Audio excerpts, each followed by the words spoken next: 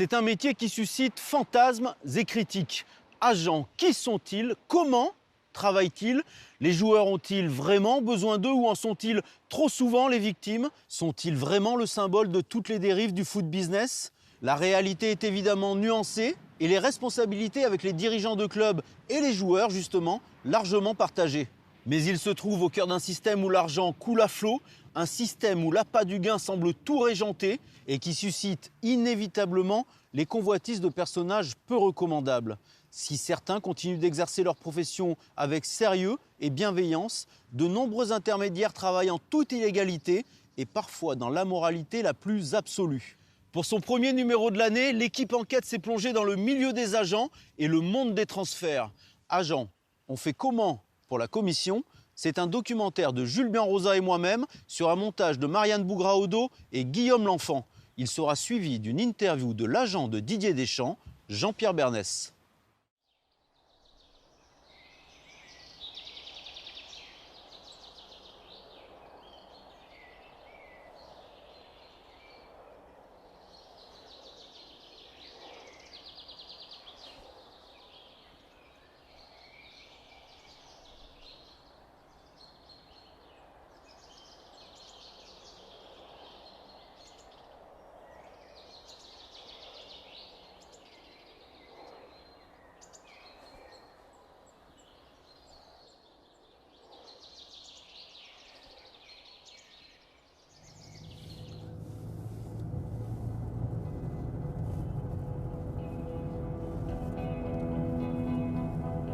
John, Ça va?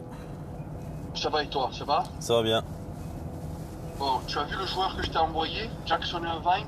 Ouais, Tu le connais? ouais, je connais, ouais. Qu'est-ce que tu en penses? C'est un bon profil. Maintenant, là où tu vas me faire peur, c'est quand tu vas m'annoncer le tarif. Écoute, on a essayé pendant toute la période des transferts de faire quelque chose. Aujourd'hui, il est toujours là. Déjà, vois s'il y a un intérêt et ensuite je fais le lien, ok? Ensuite, on regarde la faisabilité, ok? Ok, on fait comme ça. Voilà, pas de souci. À tout à l'heure. Ciao. Nous sommes le 5 octobre dernier au matin. À minuit, le marché des transferts prendra fin. Pour John Williams, directeur sportif d'Amiens, et pour les agents de joueurs en quête d'un nouveau club, c'est la journée de la dernière chance. Il y a une montée d'adrénaline, faut aimer le jeu, faut aimer la compétition. Faut avoir les nerfs aussi, mais non, c'est plutôt intéressant. Et entre ce matin et ce qui va se passer à minuit, je pense qu'on va passer par beaucoup de scénarios possibles qui vont faire que on va imaginer beaucoup de choses et puis à la fin, ça va être pas forcément ce qu'on a imaginé qui va se produire. John Williams sait parfaitement de quoi il parle, car avant de rejoindre la direction du club Picard, il a été l'un des agents les plus influents du pays, s'occupant notamment de la carrière de Lassana Diarra.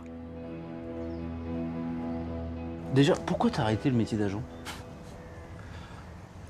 Pour deux raisons. Une, parce que je commençais à en avoir marre de... C'est la raison négative, je commençais à en avoir marre des joueurs, où ils deviennent compliqués à gérer, avec Aujourd'hui, il y a tout un environnement, il y a le père, la mère, l'oncle, le cousin, le tonton, il y a tout le monde qui se met à vouloir être agent. Donc aujourd'hui, quand on veut parler à un joueur, il faut parler à 5-6 personnes autour. Et finalement, le métier d'agent n'a plus la noblesse qu'il a eu à une époque. Et puis la seconde raison, beaucoup plus positive, c'est que j'ai des joueurs qui ont gagné des titres quand j'étais agent. Et j'étais dans les tribunes et j'avais des petits frissons quand mes joueurs gagnaient. Et je me suis dit, ça serait intéressant d'avoir des grands frissons, de voir mes joueurs que j'ai recrutés en tant que directeur sportif gagner les mêmes matchs, quoi. C'est un métier qui a une image sulfureuse. Est-ce que ça, c'est fatigant à force? Non, alors, j'étais un grand défenseur de la profession d'agent. Et quand j'étais agent, je la défendais vraiment.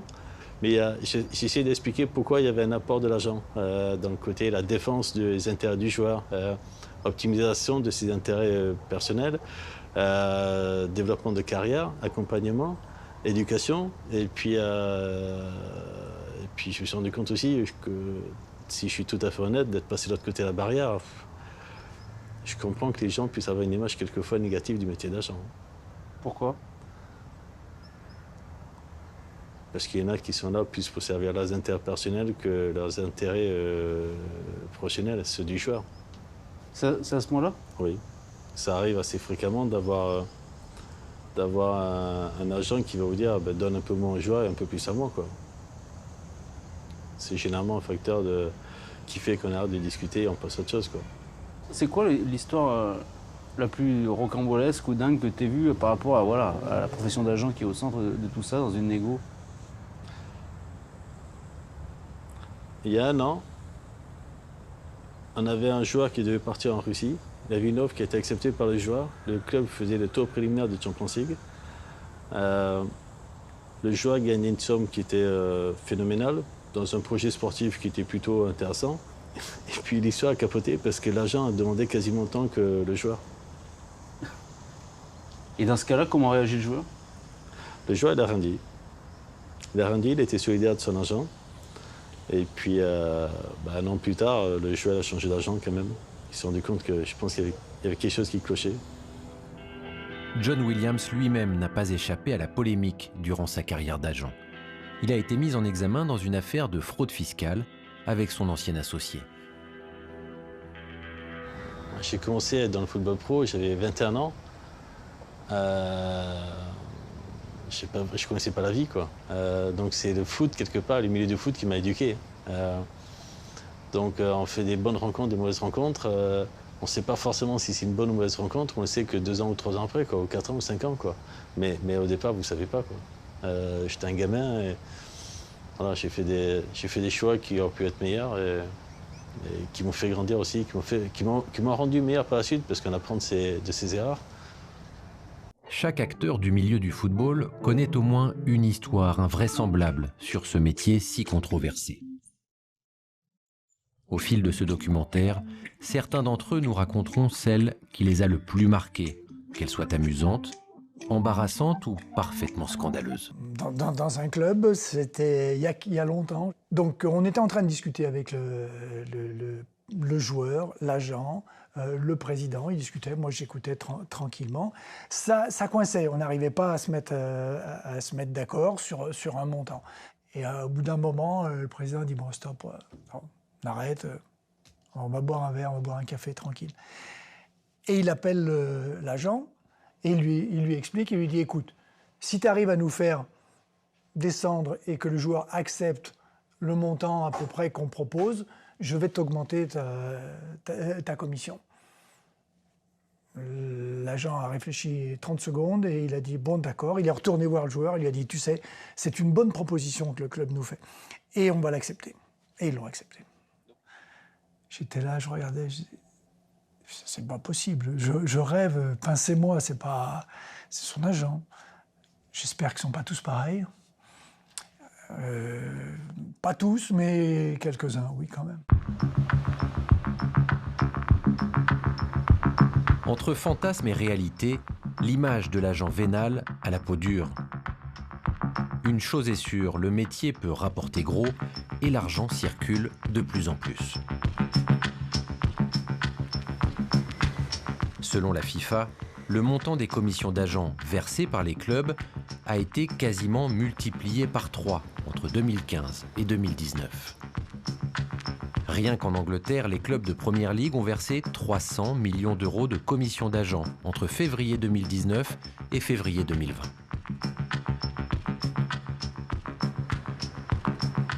Un marché exponentiel où les règles ne sont pas partout les mêmes. En France, le métier est particulièrement réglementé et contrôlé. Pour avoir le droit de l'exercer, les 490 agents officiels ont dû passer un examen dont le taux de réussite est d'environ 5% chaque année.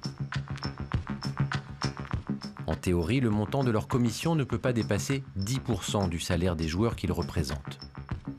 Ils doivent avoir un casier judiciaire vierge. Enfin, les agents peuvent désormais être contrôlés par la DNCG, le gendarme financier du football français. Mais malgré toutes ces précautions, le monde du football n'échappe pas aux dérives.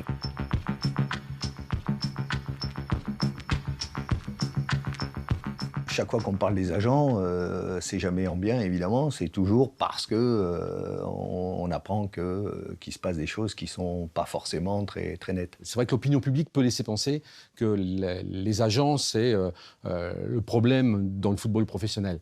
Alors qu'en réalité, les agents licenciés, c'est pas le problème. Ce qui est le problème, ce sont tous ces intermédiaires sulfureux que nous, on qualifie d'imposteurs et d'usurpateurs. Actuellement, des joueurs, ou la plupart des joueurs, prend un peu n'importe qui comme agent. C'est-à-dire souvent des gens de la famille, des amis, qui ne sont évidemment pas licenciés. Les présidents de clubs, des présidents de clubs, même de grands clubs, n'hésitent pas à discuter avec ces gens-là. Les clubs, quand ils veulent un joueur, sont prêts à tout. Et après, ils disent que les agents sont la gangrène du football. Et pourtant, quand ils veulent un joueur, ils sont prêts à tout. Et à discuter avec tout le monde pour obtenir le joueur qu'ils veulent, à verser les salaires qu'ils veulent. Et après, d'un autre côté, ils jouent la carte morale. Si le joueur indique que vous devez parler au pape ou à toute autre personne, le club sera amené à parler à cette personne. Parce qu'à un moment donné, on a un rapport de force qui est tellement fort pour le sportif, en faveur du sportif, que le club n'a pas d'autre choix que de discuter, d'échanger, de négocier parfois avec la personne qui a été désignée par le sportif. Et donc, elle est là la difficulté. C'est qu'il faudrait aussi peut-être imposer aux sportifs de ne recourir qu'à une personne qui serait habilitée, agent licencié, avocat mandataire sportif, agent étranger enregistré en tant que prestataire de service auprès de la fédération, et qui pourrait le représenter dans ces négociations. Et potentiellement, il faudrait pouvoir sanctionner un joueur s'il est représenté par quelqu'un qui n'a pas le droit de le représenter, par exemple. À partir du moment où c'est dans l'intérêt du joueur, oui. Parce que généralement, ce qui se passe, c'est que 2 ans plus tard, 3 ans plus tard, on a le même sportif qui dit « je me suis fait avoir ».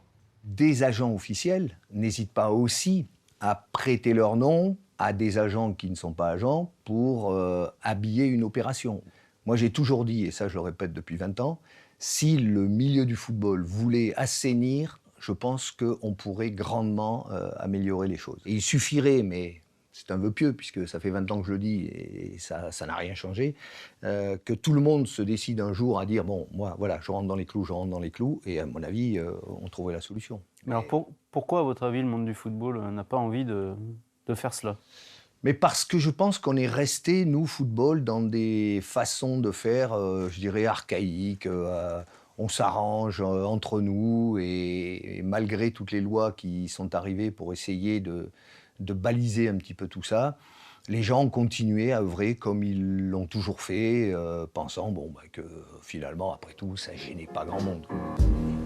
Travailler avec des intermédiaires sulfureux ou non licenciés est monnaie courante dans la très grande majorité des clubs professionnels français. Mais pourquoi serait-il si difficile pour les dirigeants de travailler dans le respect de la loi ? Nous avons voulu poser la question à Jean-Pierre Caillot, président de Reims et représentant des clubs de l'élite à la Ligue.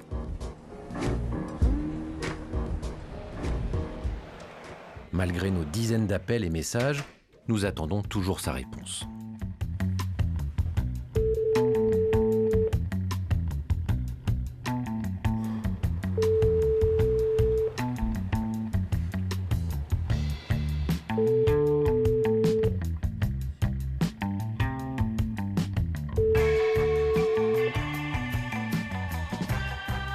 Moins pudique ou plus courageux, Laurent Nicolin, président de Montpellier, a accepté de nous parler.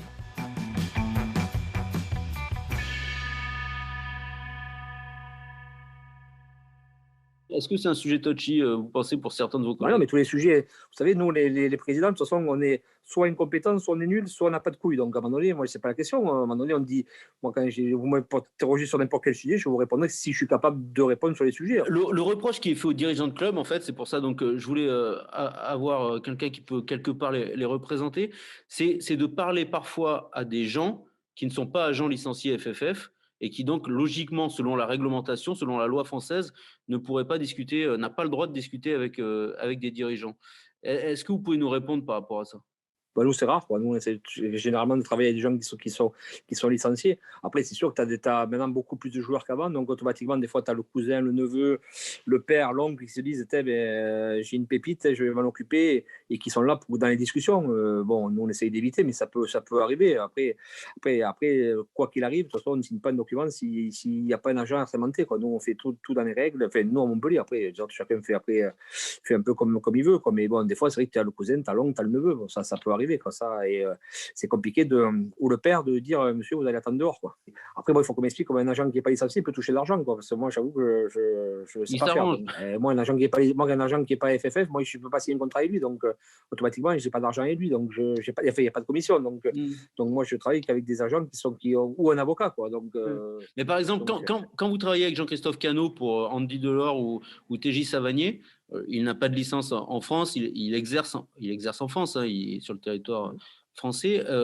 Est-ce que pour vous, c'est un souci ou vous considérez que c'est pas un souci? Non, mais quand il vient, il y a l'agent du joueur qui est avec lui.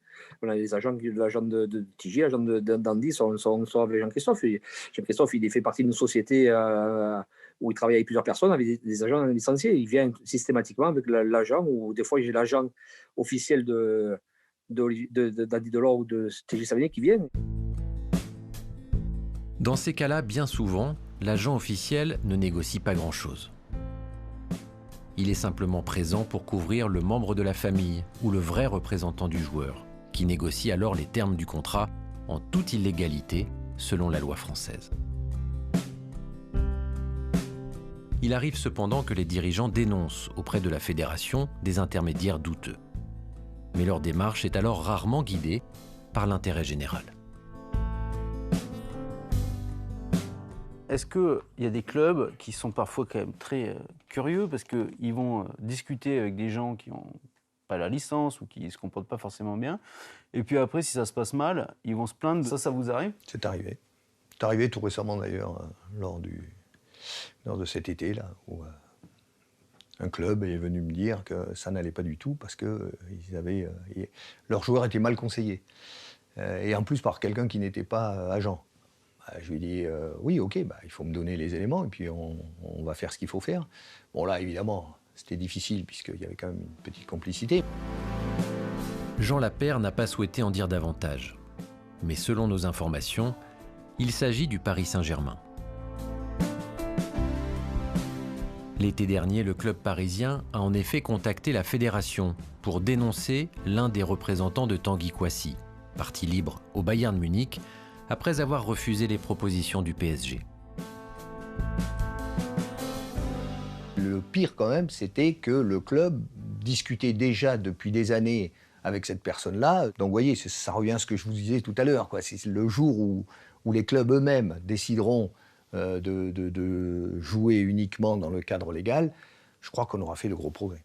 C'est pas recevable d'entendre que pendant des mois, ils ont discuté avec cette personne-là qui n'était pas habilitée à le faire et dont la probité n'était pas nécessairement prouvée. Effectivement, c'est faux cul. C'est faux cul. Donc il faut le dire, c'est pas facile aujourd'hui, mais il faut du courage. Il faut le courage de se dire oui, ok, on est capable de se confronter avec tel ou tel joueur pour lui expliquer que voilà, en France, il y a une liste de 500 mecs qui sont répertoriés à la Fédération française et qu'il faut choisir d'être représenté par un de ces 500 agents licenciés. C'est assez simple. Confrontés à leur décharge à la concurrence des pays étrangers, où la réglementation est beaucoup plus souple, les clubs ont une grande partie des cartes entre leurs mains.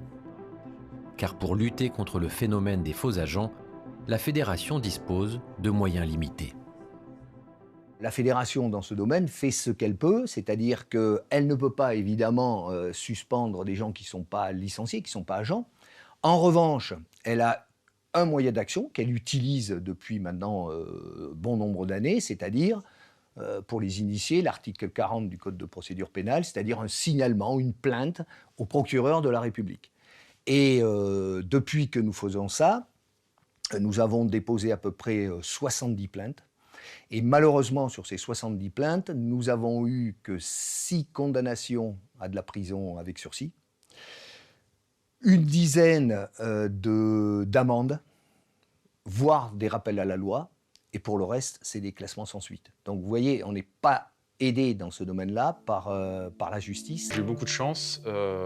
J'ai eu une relation sur la durée avec mon agent qui était Jean-Christophe Touvenel. Il n'y a qu'une fois où on n'a pas travaillé ensemble, c'était quand je suis parti en Allemagne au Werder de Brême, où le dernier jour du mercato, un agent extérieur s'est présenté. Et là, il y a des regards qui ne trompent pas. La première fois que j'ai rencontré le coach, j'ai compris que j'étais pas voulu par le coach. En creusant quelques mois plus tard, j'ai compris que c'était un deal financier plutôt qu'un deal sportif. Quand un directeur sportif débarque en te vendant le futur Johan Mikou, numéro 10 du Werder, on va jouer dans un système où tout va tourner autour de toi, tu étais vraiment le joueur qu'on attendait.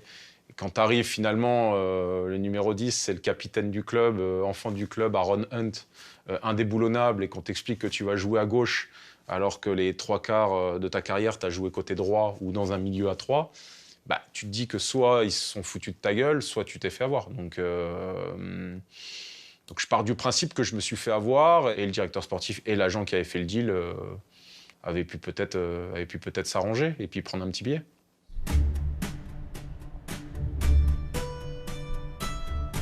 À Amiens, le téléphone de John Williams est en surchauffe. Oui. Il est 10h du matin, le marché des transferts se termine à minuit. À l'autre bout du fil, des agents, plus ou moins insistants. Qu'est-ce qu'il te reste à faire là? Si on bouge, c'est sur un 6-8. Donc juste 6-8. Ouais. Ok, bon, je crois que je n'ai rien à te proposer. Bon. Ok, bon. Okay, on se rencontre par la suite. Ciao. Pas plus longtemps. Merci, ciao. Allez John, je suis en train de gérer l'italien là. Il prend 50% des salaires. 50% des salaires? Ouais, c'est vrai. Du salaire du joueur, d'Emmanuel Badou. Ok. Après, je suis pas sûr que ce soit le bon profil. Ok. 76 matchs en équipe nationale du Ghana. C'est fort, hein? Ouais, je sais, mais je pense que c'est plus le même joueur que ce qu'il a été à une époque. Ah bon, ok. Ouais. 11 buts. Ligue 2 John. Ouais, je sais, mais quand même, hein, on se respecte. Hein. Je sais, mais je veux dire, il peut tenir quoi. Si on bouge, faut que ce soit top et c'est pas le cas là. Non, on fera pas, c'est sûr. Quand il a quitté le métier d'agent pour devenir directeur sportif du club Picard, John Williams a été soupçonné de conflit d'intérêts, mis à l'amende par la commission des agents, puis finalement blanchi. Dans le même temps, d'anciens confrères ont cru pouvoir profiter de son ancien statut pour mener des opérations obscures. Quand j'ai commencé dans la fonction de directeur sportif, clairement, il y a pas mal de... Enfin, il y a un nombre trop important d'argent qui m'ont proposé une rétrocommission pour un joueur. En clair, pour les gens, tu fais un joueur pour faire plaisir à l'agent et l'agent te donne de l'argent. Exactement. Et ça, je suis très à l'aise, ça m'est jamais arrivé d'accepter, ni même d'aller plus loin dans la discussion. Et il n'y a pas très longtemps, ça arrive quasiment plus, mais c'est arrivé une fois cet été, où de manière très claire, j'ai demandé à la personne, à l'agent en face, d'oublier mon numéro et de passer à autre chose. Parce qu'on part du principe que Williams c'est un ancien agent, et donc Williams veut l'argent, Williams peut faire des choses qui sont borderline. Ou carrément illégales, là, pour le coup. Ou illégales, oui, pour le coup, oui. Oui. Les affaires reprennent. Aldo Kaloulou, l'ancien joueur de Lyon, arrive avec son représentant. Après des échecs en Suisse et en Angleterre, il veut relancer sa carrière en France. Mais il appartient encore au FC Bâle. Les négociations vont être longues. La nuit est tombée quand les trois parties se mettent enfin d'accord. Mais l'affaire se complique. La vente d'un joueur d'Amiens vient de tomber à l'eau. Et avec elle, l'argent prévu pour recruter Kaloulou. John Williams a 4 heures pour trouver une solution. En vain. À 23h45, à 15 minutes de la fin du mercato, Kaloulou apprend que l'opération ne se fera pas sur veto du président Bernard Joannin. Il est venu à Amiens pour rien. Dans le bureau d'à côté, l'ambiance est plus décontractée. Bongani Zungu, le milieu sud-africain d'Amiens, fait en compagnie de ses agents sa signature in extremis au club écossais des Glasgow Rangers.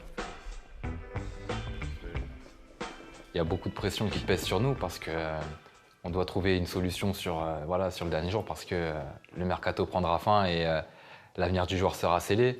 Donc forcément, on ressent une pression et on souhaite que ça se termine bien parce que c'est pour le joueur que justement on travaille et à la fin qu'il obtienne ce qu'il souhaite, c'est le principal, donc c'est vraiment un soulagement. Bongani Zungu a signé un prêt d'1 saison avec option d'achat. Avec ses agents, il part saluer une dernière fois John Williams. No, I wanted to say thank you for everything. Yeah, that's good for you. Enjoy your time there. Don't get the Scottish accent. Yeah. Non, je veux te remercier pour avoir fait en sorte que le deal se fasse, puisqu'il y avait d'autres trucs, mais lui il préférait ça, donc on a poussé pour que ça se fasse. Au final, avec l'effort que tu as fait, ça a pu se faire. Donc voilà, on est content, ça n'a pas été toujours facile. Tu as fait en sorte que tout le monde soit content, donc moi aussi je te remercie pour ça, parce que là aujourd'hui, surtout le joueur, c'est ce qui prime, c'est qu'aujourd'hui il est content. Donc voilà, on sait que c'est pas toujours facile les relations, parfois on se parle, etc. Mais au moins on en arrive à quelque chose de positif et voilà, merci à toi, John. Bien joué à vous, vous avez bien fait votre boulot, vous avez bien défendu votre joueur. Ouais. Donc c'est bien. C'est gentil. C'est pas facile. Des fois ça frite un peu, mais c'est bien. Vous avez bien défendu votre dossier. Bon, bravo à vous, c'est du bon boulot. Voilà, bonne chance pour la fin de saison. On fait chier des fois. Non, après chacun est dans son rôle. Hein. Toi tu défends ton club, hein. C'est normal. Hein. Juste ça coule dans le tour. Minuit est passé, le mercato se termine sur une bonne note. Même si l'on devine qu'entre John Williams et les jeunes agents de Bongani Zungu, les discussions ont été très tendues avant d'aboutir.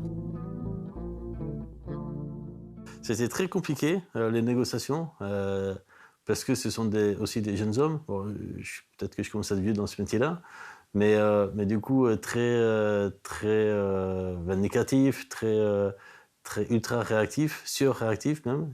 Ils mettaient beaucoup d'émotions dans leurs actes, ce qui fait que quelquefois ils ont surréagi. Et voilà, bon, à la fin, ça se finit bien, et puis on se serre la main. Ils ont défendu les intérêts de leurs clients très bien, mais quelquefois trop, et qui peuvent être à la limite, quoi. Pour qu'un deal aboutisse, il faut que les 3 parties se retrouvent, voire quelquefois 4 si on parle de l'argent en plus. Mais voilà, eux, quelquefois, c'était à sens unique un peu. C'était le joueur s'y retrouver, oui, super. Un peu les Glasgow Rangers et pas du tout Amiens. Donc il a fallu se battre pour remettre le curseur au zéro et faire en sorte qu'il y ait à peu près les 3 parties qui soient gagnantes.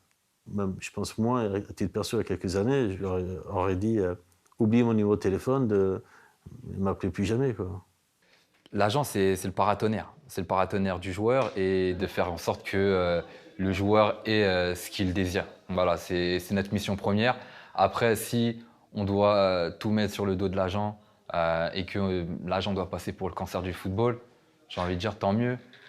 C'est pas un problème. Le travail il a été fait. Les personnes qui ont été représentées sont contentes et c'est le principal. C'est l'âge qui fait, je pense, prendre un peu de recul et l'expérience qui fait qu'on comprend que pour durer, pour que ça se passe bien pour tout le monde, il faut qu'effectivement tout le monde s'y retrouve.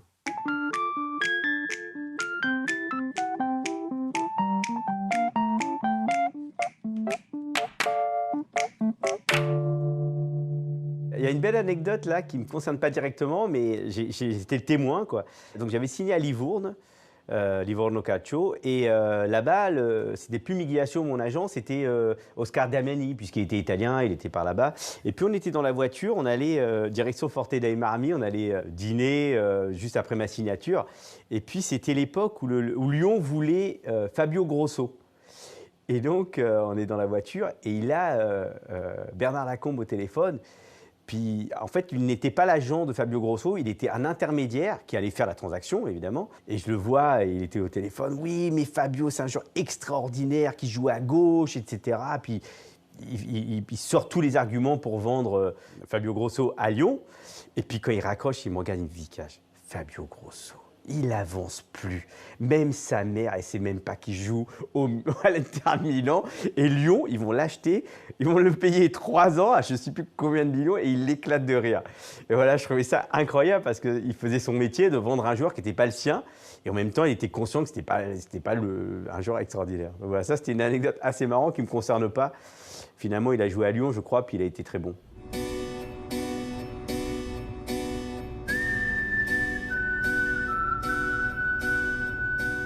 Avec un redoutable sens des affaires et un culot monstre, Marc Roger a été à la fin des années 90 l'un des plus grands agents de sa génération. Aujourd'hui, il a tout perdu, son pouvoir et sa fortune, bâtie quand il accompagnait, avec son associé Jean-François Larios, la carrière de Nicolas Anelka, Thierry Henry ou encore Patrick Vieira.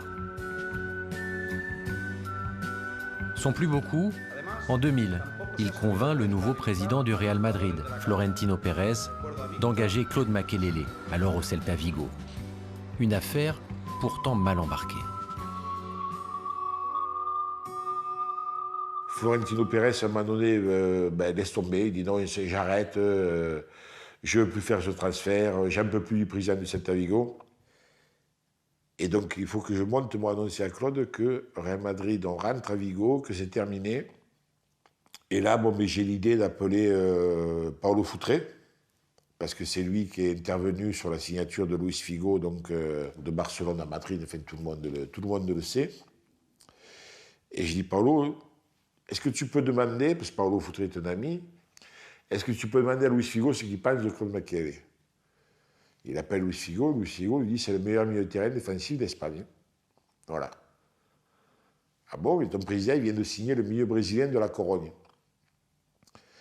Et Luis Figo, il dit non, moi je viens d'arriver, j'ai permis au président de gagner les élections, d'être élu, donc il a un impact important.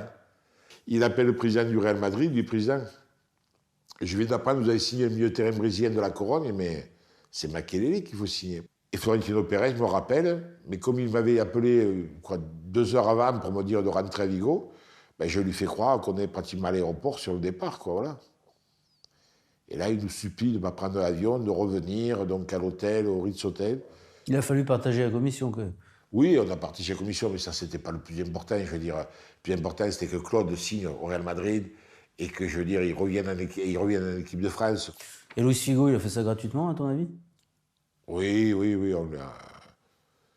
a fait un petit cadeau avec une copine, voilà. Il a passé la soirée avec une copine, voilà. Non, mais il a fait gratuitement. En 2003, Marc Roger arrête le métier d'agent pour acheter le Servette Genève. Une mauvaise idée. En 2005, le club suisse fait faillite et Roger est accusé de gestion déloyale. Il passera 23 mois derrière les barreaux pour n'être finalement condamné qu'à 2 ans de prison avec sursis. Il tente alors de se relever, mais l'homme de pouvoir et de réseau se retrouve seul. Du soutien, non, j'en ai pas eu beaucoup parce qu'effectivement, c'est un milieu, comme le dit Arsène Wenger, très ingrat. Voilà. Comme j'ai dit à certains joueurs, j'ai fait plus que vos parents pour vous, les gars. Ne l'oubliez pas. Parce que j'ai dépassé le métier d'agent. J'ai signé un contrat avec vous pour être votre agent.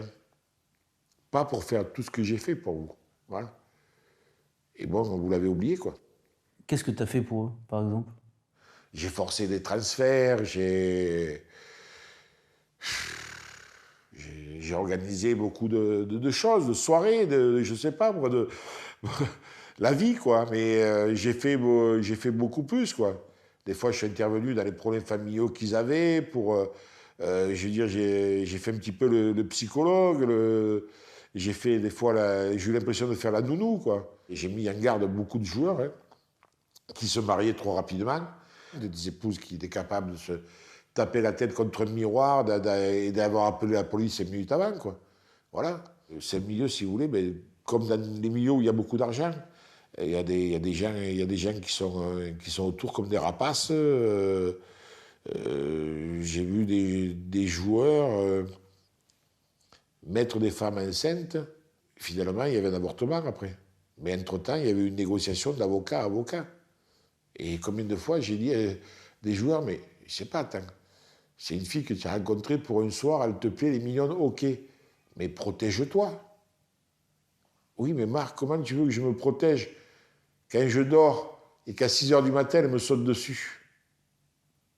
Le temps que je réalise, je ne me suis pas protégé. Il y a des professionnels, hein, et il y a beaucoup, beaucoup de joueurs qui se sont fait piéger. Hein. Le lendemain de ces confidences, nous retrouvons Marc Roger, passé nous saluer avant notre départ. Il accepte de nous raconter une dernière péripétie sur ses folles années d'agent. Un cambriolage de sa propre initiative pour tirer d'une situation délicate un ancien client prestigieux qui vient de le quitter pour un nouvel agent. Nous sommes en septembre 2000. Ça concerne Thierry Henry. Il avait signé des documents, des procurations, ouvert des comptes, créé des sociétés, donc avec un financier de Monaco. À l'époque, ces gens-là, effectivement, lui mettaient une certaine pression. C'était quand même un dossier important qui mettait en jeu des sommes considérables. Et c'est pour ça qu'il avait la volonté de récupérer ces dossiers, mais il ne savait pas comment faire, quoi. Les gens, effectivement, le faisaient chanter, il lui avait mis une forme de pression. Donc je me suis rendu à Monaco, j'ai fait rendez-vous avec ce financier-là, et j'ai profité un petit peu de sa distraction pour laisser une des baies vitrées ouverte. Et la nuit tombant, vers 21 h, je suis allé récupérer donc le dossier, un dossier suspendu, donc dans un tiroir effectivement que j'ai forcé. Voilà, donc je lui ai ramené tout ce dossier. Il y avait beaucoup de témoins. Ils étaient surpris, je ne lui demandais rien en contrepartie, mais bon, à l'époque, j'étais plus riche que lui, donc je ne lui ai rien demandé. Voilà, donc c'est pas un cambriolage, mais bon, ça y ressemble, mais c'était pour l'aider. Je pense qu'il a gagné plusieurs millions d'euros du fait que je lui ramène tout ce dossier, donc, et que les financiers n'aient plus rien, quoi. C'est sans doute parce qu'il n'a plus rien à perdre que Marc Roger se livre autant sur un milieu qui semble parfois vivre dans une bulle où plus rien ne paraît choquant. Pour ceux qui sont encore dans le jeu, c'est plutôt le royaume du silence. Au cours de notre enquête, de nombreux représentants de joueurs, notamment de la jeune génération, ont refusé de nous parler face caméra. Par souci de discrétion parfois. Mais quelques-uns, pourtant connus de tous, exercent aussi le métier d'agent de manière illégale. D'autres redoutent les contrôles fiscaux. L'un d'entre eux nous a même confié qu'il préférait éviter d'attirer les regards après avoir subi des tentatives d'extorsion de fonds.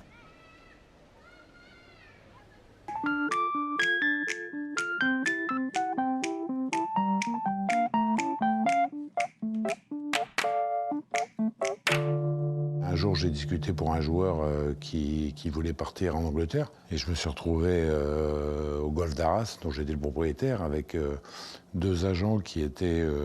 tu vois, j'ai vu la photo de Teddy Riner, mais ça ressemble un peu, quoi, en moins bien quand même, mais 2 mecs énormes et qui m'ont dit... Bon, président, c'est combien le transfert? Je leur donne la somme et ils me disent c'est juste impossible, ça va être 0. Vous avez compris que ça va être 0.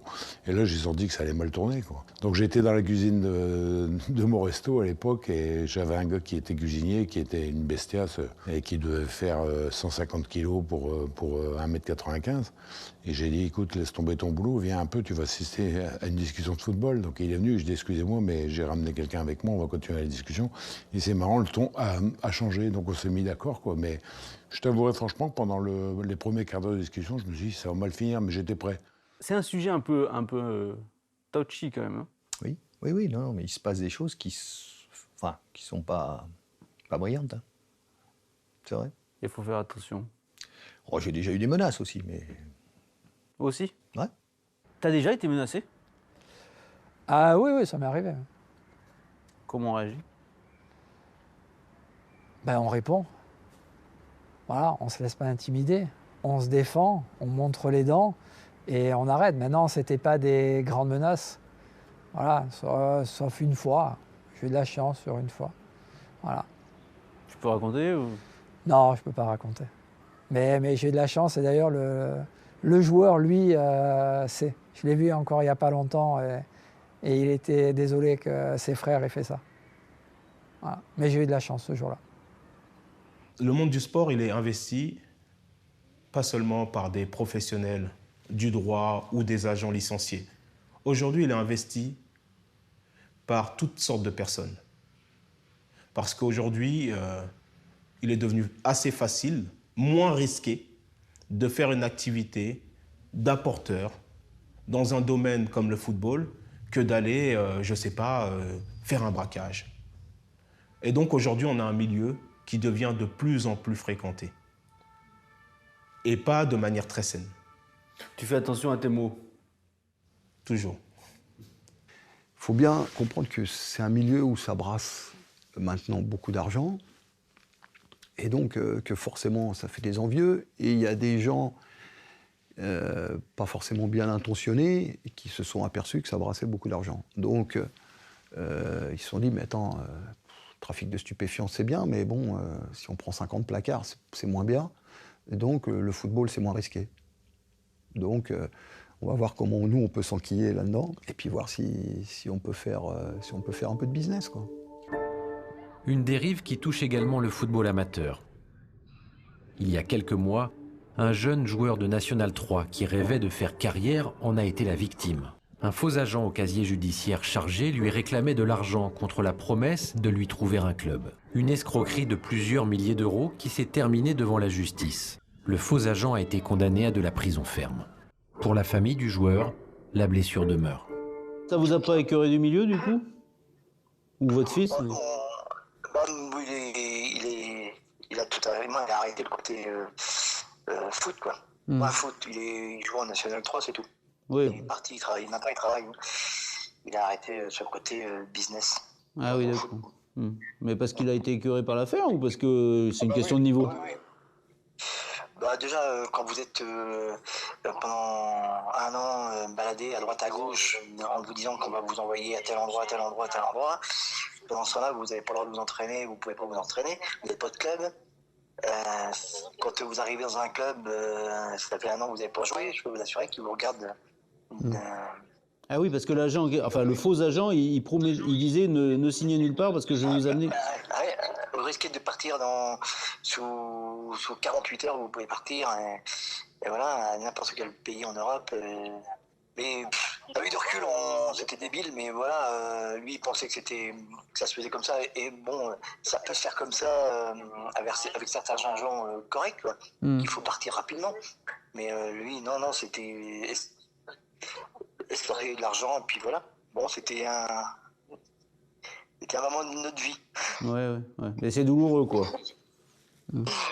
Se faire avoir, oui, c'est toujours douloureux. Pour se protéger et éviter ce genre de mésaventure, bien souvent aussi pour encaisser les commissions, de plus en plus de joueurs sont désormais conseillés par un membre de leur famille. Les parents de Kylian Mbappé, la mère d'Adrien Rabiot, le frère de Houssem Aouar, la sœur d'Antoine Griezmann gèrent la carrière de leurs proches. Pour certains, cela fonctionne, mais c'est un choix risqué. C'est un problème majeur parce que tous les membres de la famille ont un affect qui est 10 fois plus grand pour leur enfant ou pour leur frère, et ils n'ont pas la compétence. La majeure partie du temps, ils n'ont pas la compétence. Donc, ils mettent en péril la carrière du jeune.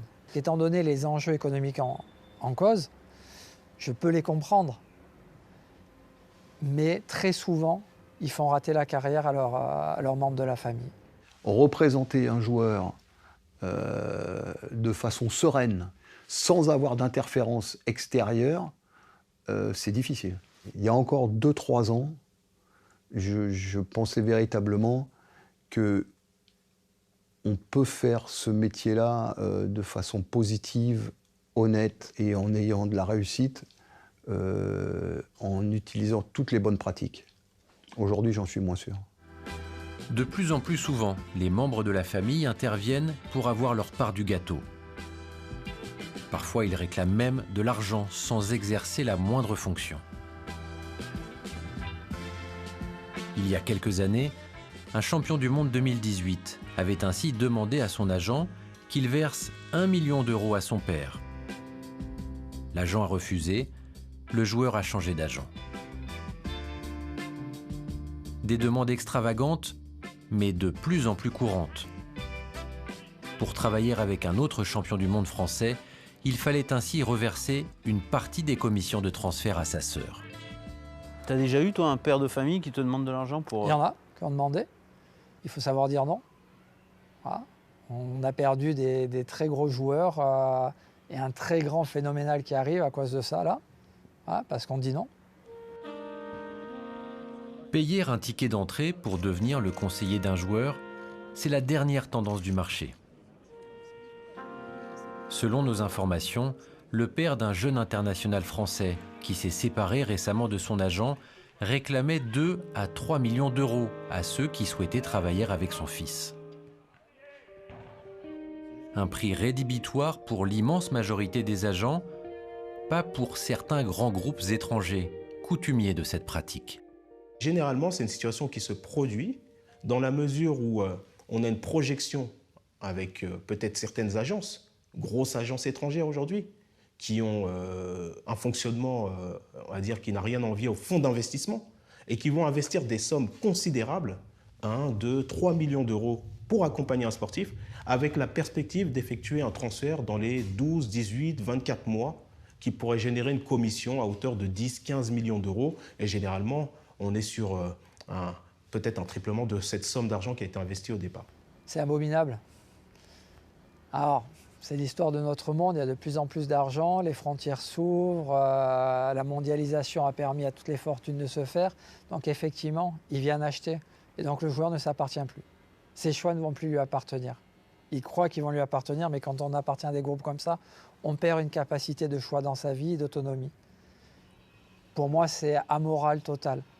On n'a pas le droit de vendre son enfant, mais dans le football, on a le droit de vendre des hommes et on a le droit d'acheter les parents. Donc on vit avec cette amoralité en permanence. Il faut aussi comprendre l'environnement dans lequel peuvent vivre beaucoup de familles dont sont issus les bons jeunes joueurs. Et donc on comprend qu'effectivement, quand il y a quelqu'un qui vient et qui vous propose de l'argent et une quantité d'argent relativement importante, il soit à l'écoute. C'est naturel. Hein, je veux dire, c'est quelque chose qu'on peut comprendre aisément. Moi, je n'étais pas dans le contrat. Moi, j'étais là pour accompagner mon frère, pour être sûr qu'il va y arriver. Voilà. Donc, oui, c'était un sacrifice, c'est un grand saut dans l'inconnu. Mais en même temps, c'est beaucoup d'espoir. Parce que d'où nous venons, écoutez, nous sommes... Il y a un adage qui dit chez nous que Cabri mort n'a pas peur de couteau. Nous sommes le 6 avril 2011. Bertrand, David et leur mère découvrent Stamford Bridge, le stade de Chelsea. Mais c'est David, alors âgé de 25 ans, qui va rester en Angleterre pour veiller sur son frère. Il y a une relation filiale, presque paternelle entre mon frère et moi, Bertrand et moi. Et ça, c'est parce que très tôt, on a perdu notre papa. Et Bertrand était bébé, moi j'étais très petit, j'avais 13, 12 ans. Et c'était chaud. Donc on était avec la maman, et 4 orphelins, avec une mère qui est vendeuse de légumes au marché, c'est chaud. Du coup, très tôt, on était obligés de se souder. Et c'est comme ça. Et même quand j'arrive à Londres pour l'assister, en 2010, 2011, c'est comme ça. C'est être le papa, être le grand frère, être le cuisinier et tout. Et en même temps faire des petits boulots pendant que lui part à l'entraînement. Donc c'était chaud. Hein. Le sacrifice ne sera pas inutile. Le 31 octobre 2013, Bertrand Traoré signe son premier contrat professionnel à Chelsea. Le début de la grande aventure dans le monde du foot business pour le jeune attaquant et son frère, qui se forment au métier d'agent, supervisent et négocient tous les engagements de Bertrand, tout en menant des études universitaires dans le domaine de l'informatique. Nous sommes le 17 décembre dernier. Ce soir, Aston Villa affronte Burnley. David a pris la route pour rejoindre le domicile de Bertrand. 115 km entre Milton Keynes et Birmingham. Avant de regarder le match devant la télévision, crise sanitaire oblige, David explique le choix des Traoré de travailler en famille. Le plus important pour moi, c'est la sécurité de mon petit frère. C'était de m'assurer que son avenir ne sera pas pris entre griffes dans l'étau des intérêts inavoués d'une personne donnée. Il y a certaines familles qui se déchirent à cause de l'argent. L'appât du gain est énorme dans le monde du football. Et il y a des familles, effectivement, de joueurs de football qui sont déchirés. Je suis désolé pour ces familles, je suis désolé pour ces joueurs. Tu résistes, toi, à l'appât du gain quand il s'agit de négocier une commission? Ça, c'est une très belle question. Non, je dirais plutôt que je fais de mon mieux. Je fais au maximum, je me bats le mieux possible pour que mon frère gagne le plus possible. C'est ça. Ma fierté, c'est que je sente que mon frère, il est content d'avoir eu ce qu'il a eu. Voilà, à travers mon travail. Donc, je discute toujours pour mon frère. Une fois que mon frère est satisfait, moi, je prends ce qu'on me donne. Tu négocies pas? Non, non. Je ne cherche pas de l'argent sur le dos de mon frère. Je cherche à assurer l'avenir de mon frère. Et s'il va bien, moi, je vais bien. Vous aviez peur aussi qu'il tombe entre des gens malhonnêtes?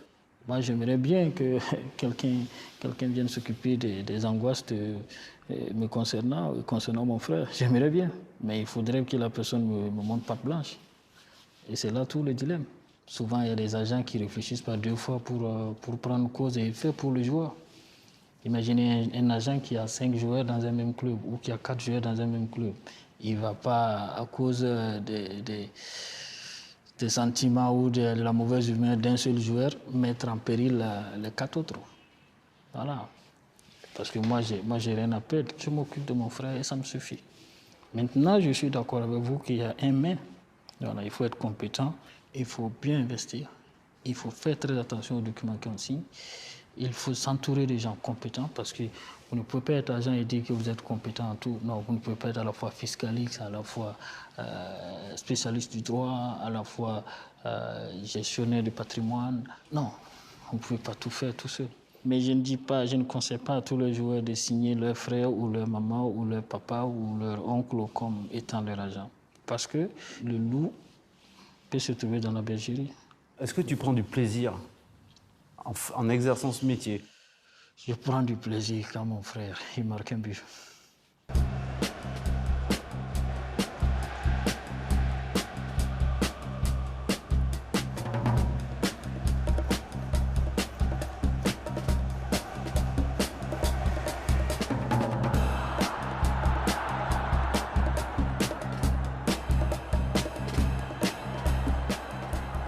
Après chaque match, débrief du match. Donc il faut que je sois prêt. Tu fais ça depuis longtemps? Ouais, depuis qu'il est chez les cadets. Donc, depuis 2013.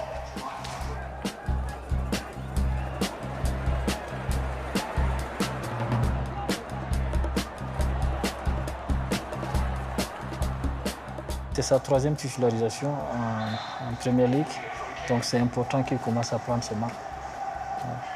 La 2e titularisation, c'était le match passé. Et il a bien joué. Et il n'a pas marqué. Donc ce soir, le plus important, c'est d'être décisif. 4 heures plus tard, Bertrand Traoré est de retour chez lui.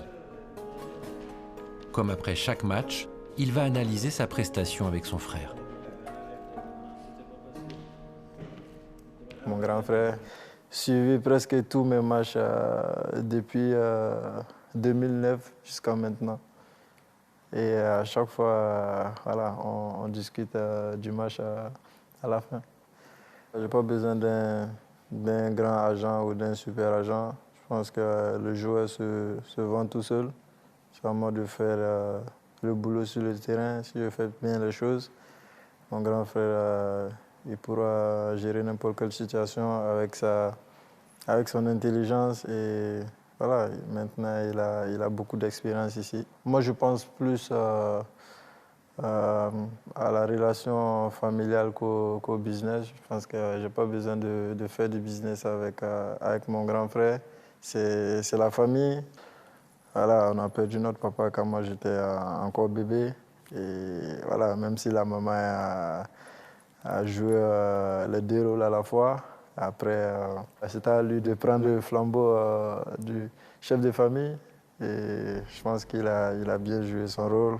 Un pote, Steph Sanson, qui jouait à l'époque au Havre, qui était un futur grand joueur, hein, c'est vraiment un très très bon joueur. Et il avait décidé de prendre Milan Kalazan, qui était un agent assez réputé, qui avait Christian Karembeu comme joueur de l'équipe de France, et puis qui avait aussi beaucoup de joueurs yougoslaves et des joueurs de basket aussi importants. Donc c'était un mec qui avait du lourd, quoi. Et puis Steph Sanson, qui était un jeune débutant, qui n'était même pas titulaire au Havre, un jour l'appelle et il lui dit « Salut Milan, c'est Steph ». Et l'autre lui dit « Mais c'est qui Steph ?»« Steph Sanson ». « Mais Steph Sanson, c'est qui Steph Sanson ?» Et il avait tellement de joueurs, tellement de grands joueurs, que Steph Sanson, il était un peu passé à la trappe. Donc voilà, donc après on s'était un peu moqué de Steph. Et surtout on lui avait dit « Mais en fait, il faut que tu changes d'agent, mec, c'est peut-être pas pour toi ». Oublier le nom d'un footballeur dont elle s'occupe, cela ne risque pas de lui arriver. À bientôt 40 ans, Raquel Rosa ne s'occupe actuellement que de 2 joueurs, dont l'international français du RB Leipzig, Dayo Upamecano.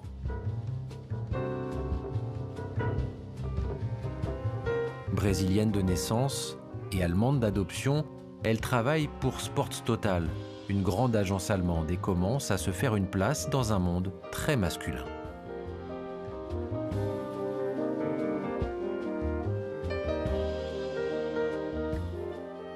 Est-ce que c'est important si la personne a les cheveux noirs ou blondes? Si la personne est grande ou petite?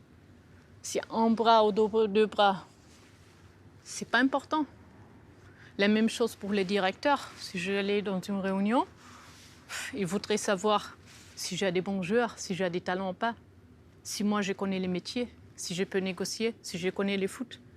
Pas si je suis grande ou petite, si je suis blond, les cheveux noirs, si je suis une femme ou un homme. Moi, je crois dans un autre niveau, c'est le travail.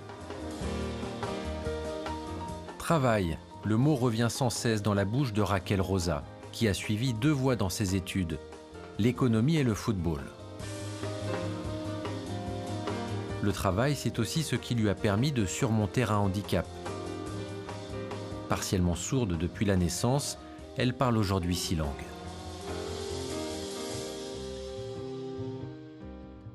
C'est une fierté et aussi la capacité de prendre son point faible. Je suis handicapée, ce n'est pas mon souhait, je suis née comme ça, je crois. Mais de prendre son point faible pour faire un point fort. Et ça que je dis pour mes joueurs aussi. C'est un long chemin. Tu peux le faire. Donc, Dayo, il est bégayé. C'est aussi le problème avec la prononciation. Et moi, j'étais sourde. Mais moi, je me débrouillais. Et je parle 6 langues. Il est bégayé et lui, il est défenseur central. Il faut qu'il mette son voix. Et ça, c'est... Comme je peux dire, c'est relaxant, c'est bien de savoir que, d'accord, j'ai un handicap, mais je sais que je peux réussir. C'est le travail, je peux le faire. Ça, c'est la fierté, mais aussi la tranquillité. Avec Dayo Upamecano, Raquel Rosa gère la carrière d'un des défenseurs les plus cotés du marché. Sa valeur estimée, environ 60 millions d'euros. Bientôt, sans doute, elle négociera le transfert de son protégé dans un très grand club européen, avec, dit-elle, un principe de base, la transparence totale avec son joueur et sa famille. Les agents doivent savoir que l'impact c'est très fort par rapport à la vie de les joueurs, pas juste la carrière, la vie de la famille. Je crois que si les agents prennent conscience à ça, ça va aider aussi. Et aussi pour les parents ou les joueurs de savoir que c'est son droit de connaître bien son contrat de savoir bien sa clause, pourquoi pas. Si on ne peut pas lui expliquer, c'est déjà que il faut peut-être voir quelque chose d'autre. La famille pense oh, c'est très difficile de comprendre les contrats. C'est pas difficile. C'est difficile de négocier un bon contrat. C'est pas tout le monde qui peut faire ça. Ça c'est clair. Mais de comprendre un contrat et faire comprendre un contrat, c'est facile. On n'a rien caché. C'est transparent. C'est peut-être ce discours qui a convaincu Dayo Upamecano de confier ses intérêts à la jeune femme il y a 2 ans, alors qu'il sortait d'une relation difficile avec son précédent conseiller. Tous les joueurs, ils ont eu des mauvaises expériences. Ils ont eu des mauvais agents, etc. Après moi, voilà, aujourd'hui, je parle d'aujourd'hui parce que je parle du présent parce que aujourd'hui, je suis très content d'avoir trouvé la bonne personne. Personnellement, pour moi, c'est plus qu'un agent. Pourquoi? Parce que quand je vous dis qu'elle est là dans les mauvais moments et dans les bons moments, c'est que demain, on ne sait jamais. Si j'ai un problème, c'est elle que je vais appeler. Après les matchs, on s'appelle et elle me dit ce que j'ai fait de bien et ce que j'ai pas fait de bien, et c'est très important. Je sais qu'ensemble, on va tout arracher parce que elle fait du bon travail et elle fait le travail en dehors du terrain et moi, je fais le travail sur le terrain. Donc, on peut que avancer. La relation entre les joueurs et leur agent dépasse bien souvent le cadre professionnel et se révèle déterminante dans l'épanouissement de chacun. Je ne vis pas quelque chose au travers du joueur. Je suis là au service du joueur. Et effectivement, en retour, je vais avoir des émotions. Qu'est-ce que tu ressens quand Olivier Giroud gagne la Coupe du Monde 2018? Surtout avec un parcours aussi tortueux, on va dire. C'est le bonheur absolu.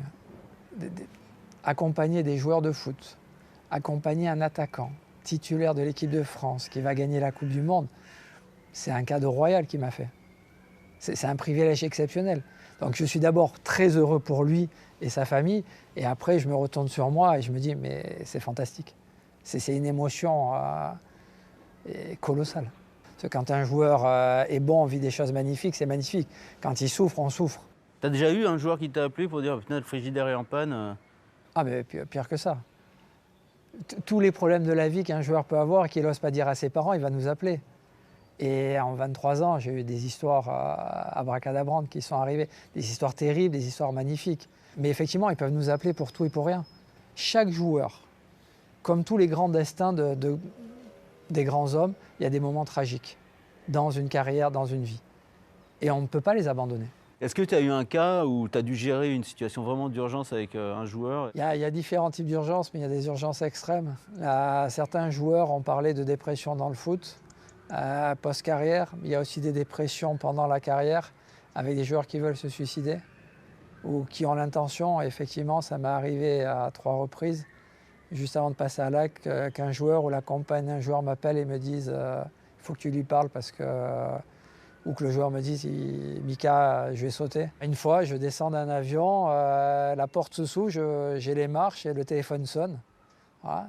Si je suis dans l'avion 1 minute avant l'appel, je ne sais pas ce qui se passe. Peut-être que mes mots n'ont servi à rien, peut-être qu'il ne serait pas passé à l'acte.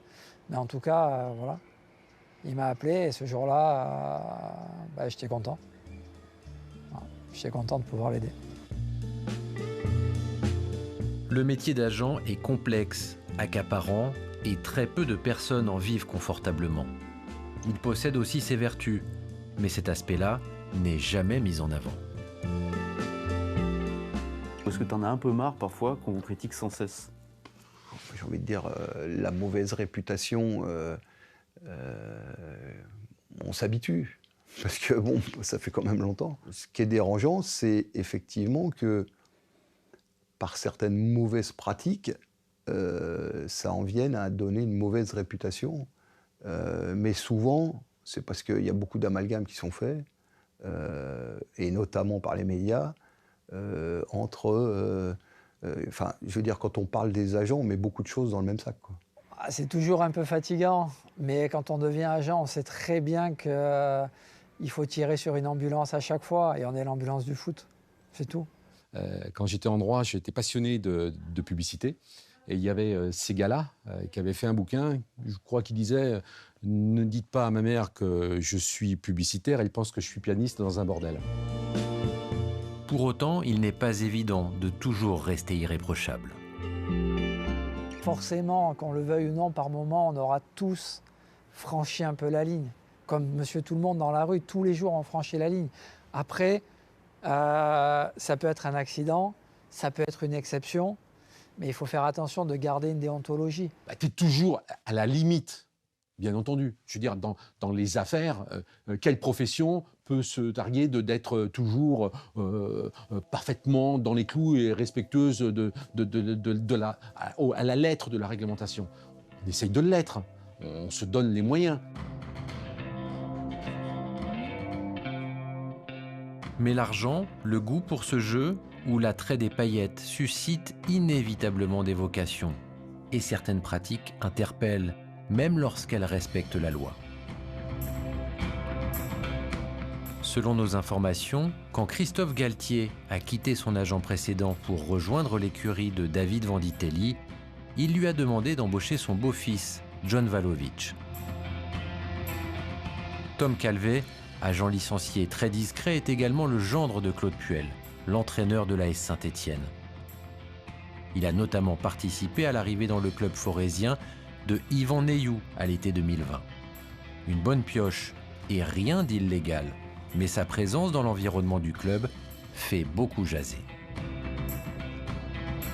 À Nantes, Moji Bayat est devenu incontournable et participe clairement à la politique sportive. Alors, quand l'agent franco-iranien, qui n'a pas répondu à nos sollicitations, attire dans son portefeuille un jeune joueur du club, le mélange des genres invite inévitablement à la suspicion. Dans le milieu du football, tout semble devenu possible. Il y a 6 ans, Bachir Néhar a intégré le staff de l'équipe de France. Il est l'intendant des Bleus et l'un des hommes de confiance de Didier Deschamps. Depuis 2004, il occupait la même fonction à l'AS Monaco. Mais l'été dernier, il a quitté le club de la Principauté pour rejoindre la structure d'agents de Vadim Vassiliev, l'ancien vice-président de l'ASM. Bachir Néhar a connu le sélectionneur quand ce dernier entraînait encore sur la Côte d'Azur, il y a plus de 15 ans. Il est proche de plusieurs internationaux, dont Kylian Mbappé ou Wissam Ben Yedder. Sa double casquette interpelle et crispe certains membres du staff élargi de l'équipe de France, qui le soupçonnent de pouvoir jouer, à terme, les rabatteurs pour Vassiliev. Une situation qui choque également certains agents.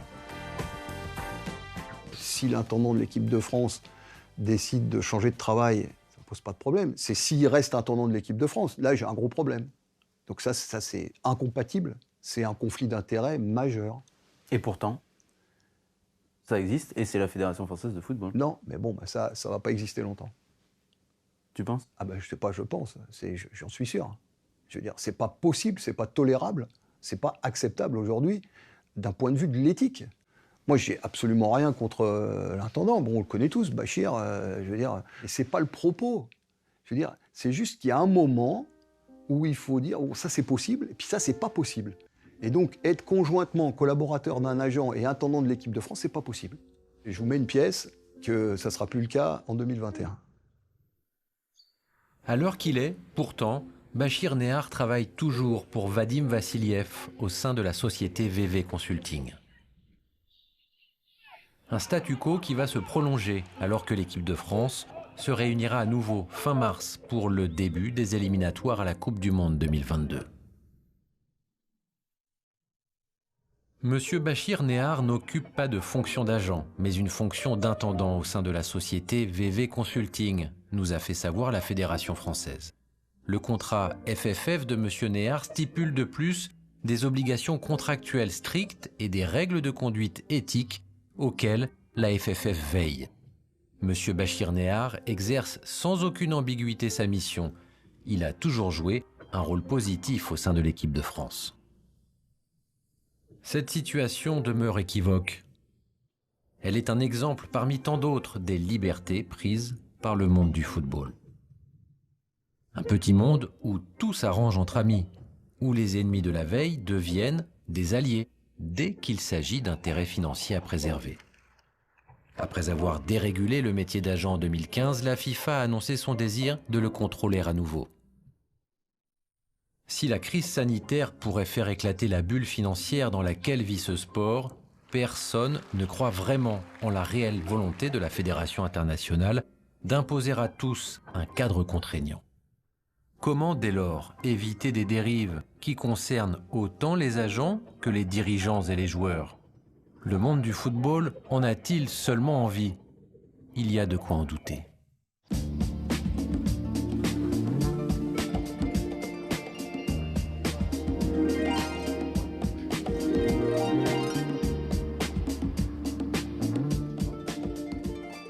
Bonjour Jean-Pierre. Bonjour. On s'est plongé dans le monde des agents depuis quelques semaines et franchement, ça fait pas trop rêver.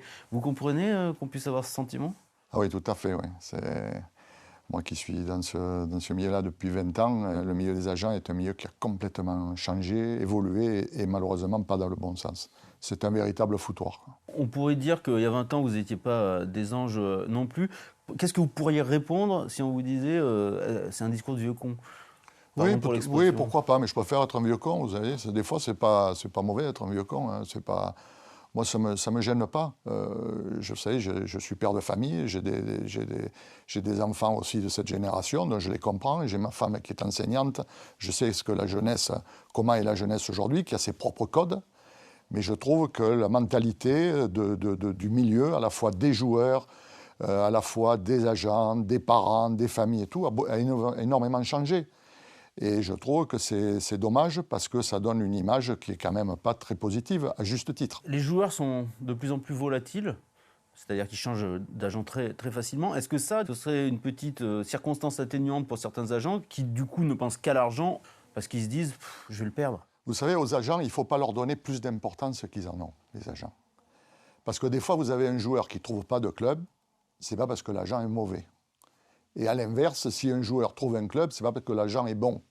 Mais ce qui est important pour l'agent, c'est de bien conseiller, de faire les bons contrats, de faire les bons choix. Et pour faire ça, il faut avoir de l'expérience.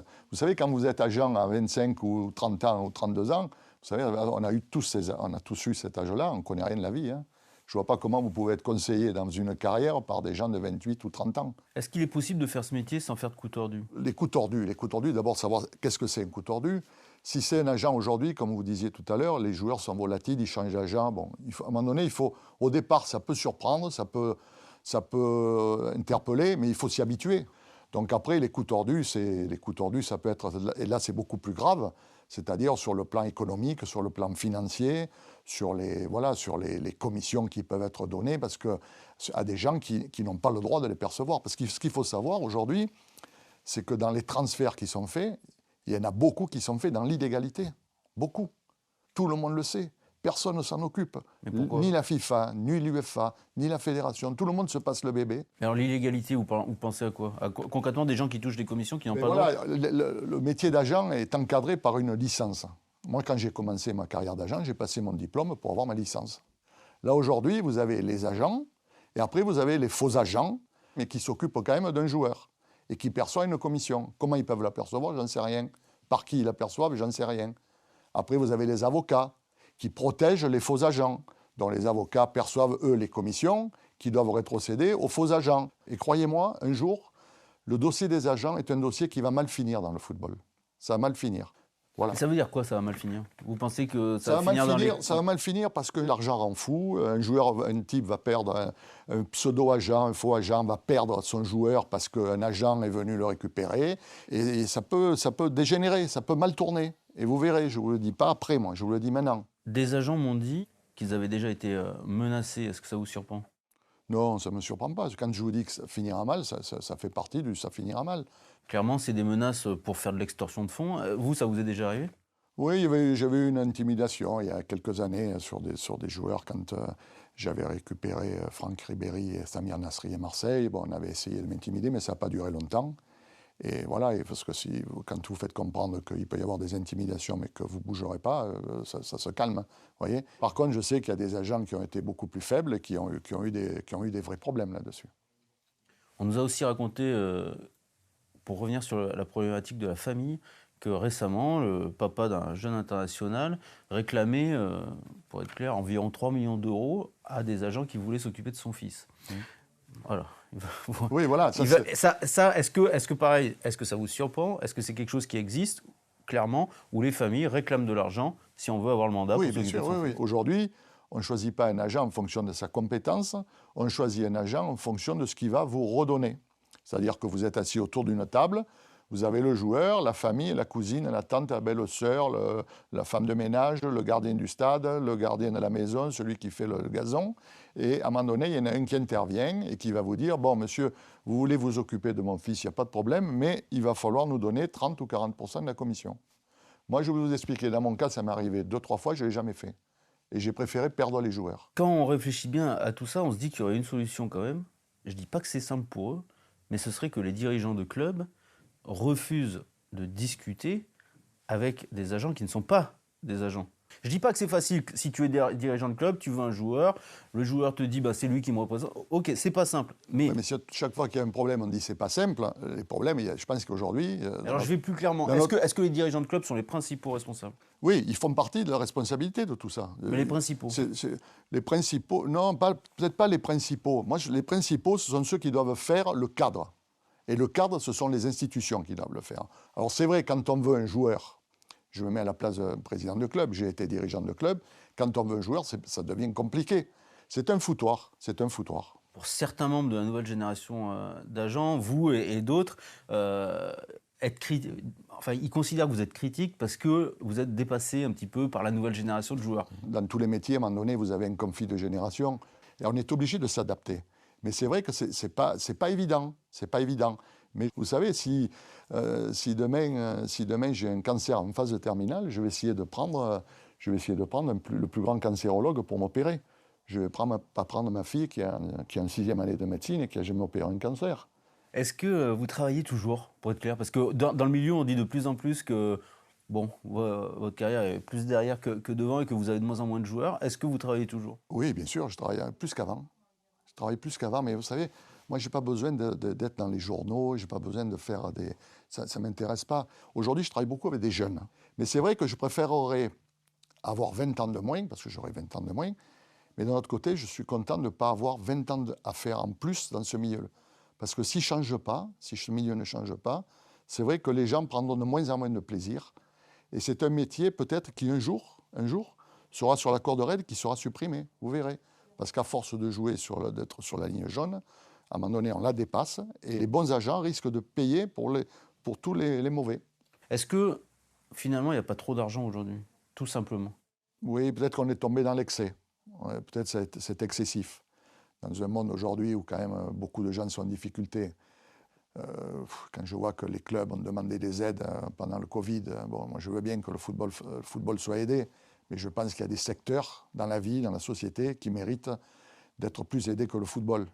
Et peut-être qu'il faut aussi réguler à ce niveau-là, au niveau commission, au niveau salarial, qui est peut-être un cadre juridique mieux défini. Aujourd'hui, les présidents de clubs ne peuvent pas parler entre eux quand ils veulent un joueur. Quand un joueur part de Monaco, il va à Paris, les présidents de Paris et le président de Monaco peuvent se parler.